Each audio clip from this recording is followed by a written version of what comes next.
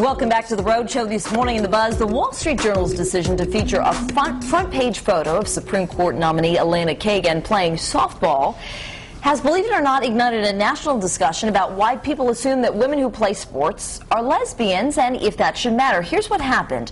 Earlier this week, the newspaper ran this 17-year-old image of President Barack Obama's pick for the Supreme Court, the caption reading, "Court nominee comes to the plate." Well, immediately, the Gay and Lesbian Alliance Against Defamation came out with a statement saying it is clearly an allusion to her being gay, and it's just too easy a punchline. Now, the Wall Street Journal calls the accusation absurd, but now a lot of people are wondering why the newspaper chose to use that picture, and if her orientation makes a difference either way. Now, here's the other thing.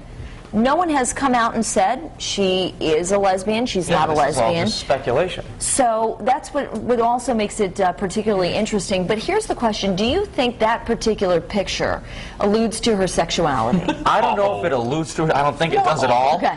But it's not the most feminine picture they could have chosen. Here's the thing. I know that allude to anything, when we put packages together in news, a lot of times if we're talking about someone's history, we'll show, you know, baby pictures or them in sports or things to, especially when it's like a politician or something, a political figure, so you can see them in a different light, more humane, you know, a light that shows their humanity. You know, that they do other things outside of whatever their occupation is. Well, lesbians aren't the only people that play softball, by the way. This just in, breaking news.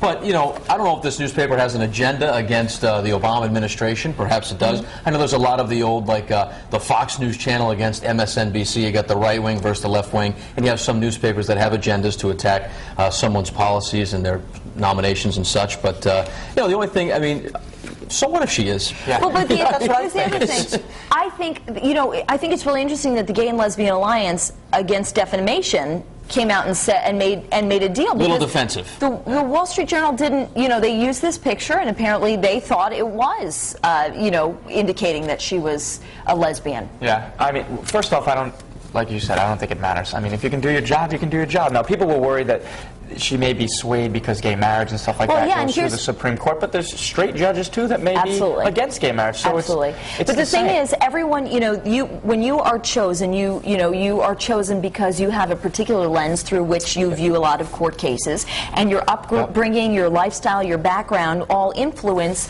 how you see that lens. What I think is really interesting, though, is there is a lack of diversity in terms of the people who were picked. 4 of them came from New York.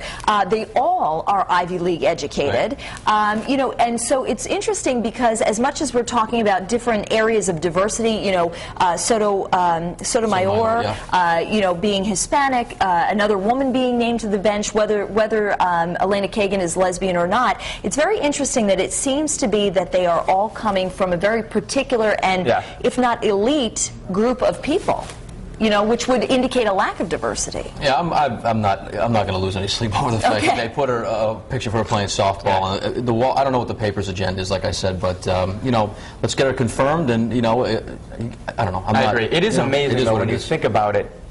If you're in the public eye, what is scrutinized, and what's scrutinized, how what's they not. can, you know, make you come off. I'm a little disappointed in the alliance, though, jumping right to that conclusion, saying, it's really interesting. Oh, you know, made that move. My goodness, let's get right out in front of this one. Why? There's no need to.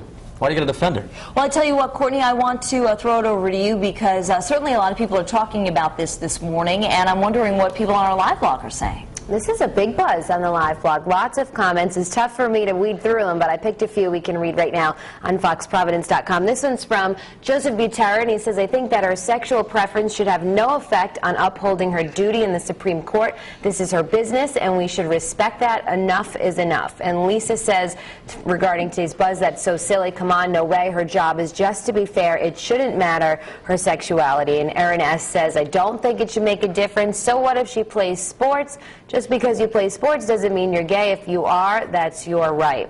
Here's our poll right underneath the live blog. Does Elena Kagan's sexuality make a difference? A, yes, it could influence her decisions, or B, no way, her job is to be fair. And I've also posted this buzz story there right under that if you want to take a look at that picture, maybe read that Wall Street Journal article.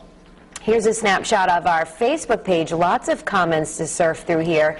Joseph Vadnais says it definitely does not make a difference. If that's the reason she does not qualify, then that is discrimination and is completely wrong. And Susan Benedetti says, I pray that someday people will be accepted no matter what their race, religion, or preferences. So we have, oh geez, about 13 more comments if you guys want to read through them, maybe weigh in from home. But I'll have those poll results in about a half hour. So